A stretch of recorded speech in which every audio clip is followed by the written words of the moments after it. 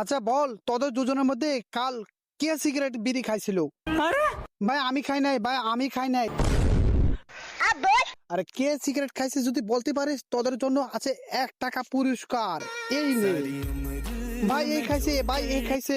আমার কাছে ভিডিও বাজিতে আছে, আমার কাছে প্রমাণ আছে ভাই, আমার মোবাইলে ভিডিও সকার আছে।